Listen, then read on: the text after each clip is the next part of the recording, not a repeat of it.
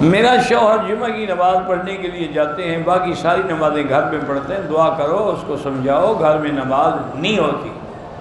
لا صلاۃ لجار المسجد الا فی المسجد، اگر آپ کے گھر کے قریب کوئی مسجد ہے اور اس کی اذان کی آواز آتی ہے تو پھر آپ گھر میں نماز نہیں پڑھ سکتے۔ حضور پاک کے ایک صحابی تھے اور وہ نابینا تھے، معذور تھے بیچارے۔ اس زمانے میں آپ خود اندازہ کریں کہ مدینہ پاک میں کوئی سڑکیں ہیں، پتھر تھے، وہ سارے پتھر تھے، روڑے تھے۔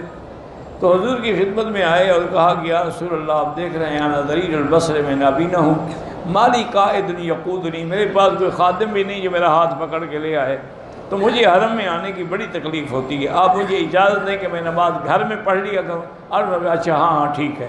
جب جانے پھر بلایا آپ نے فرمایا حل تسمع النداء، تمہارے گھر میں جب ہوتے ہو تو اذان کی آواز آتی ہے؟ اس نے کہا ہاں جی آتی ہے۔ فرمایا عجیب، پھر آنا پڑے گا آپ جس حالت میں بھی۔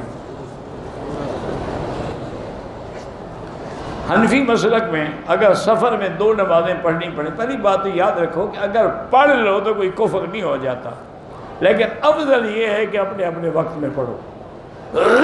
امام ابو حنیفہ فرماتے ہیں کہ تم ظہر کو لیٹ کر دو، اور جب ظہر کا آخری وقت آ جائے، مثلا 3 بج گئے، اس وقت اتر کے ظہر پڑھ لو، 10 منٹ کے بعد عصر کا اول وقت شروع ہو جائے گا، پھر عصر پڑھ لو۔ اس طرح دونوں جمع بھی ہو جائیں گے اور اپنے اپنے وقت پہ بھی رہیں گے۔ لیکن باقی ائمہ کے نزدیک تقدیم تاخیر سب جائز ہے۔ ہاں اگر آپ مسافر ہیں، بس میں ہیں، ڈرائیور اتنا موقع نہیں دیتا ہے، پھر آپ کو جہاں جو بھی نمازیں ملتی ہیں پڑھ لیا کریں، کوئی خوف نہیں۔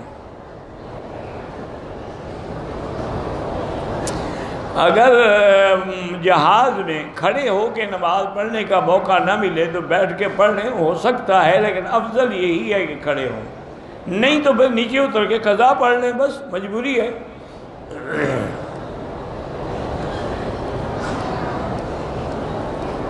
جو آدمی ایک آدمی ہے وہ چرس بیچتا ہے، حالانکہ 5 وقت کا نمازی، انشاءاللہ اس کی نمازیں بھی قبول ہوں گی، گناہ گار ہے، کافر تو نہیں ہے۔ دعا کریں اللہ پاک اس کو ہدایت دے۔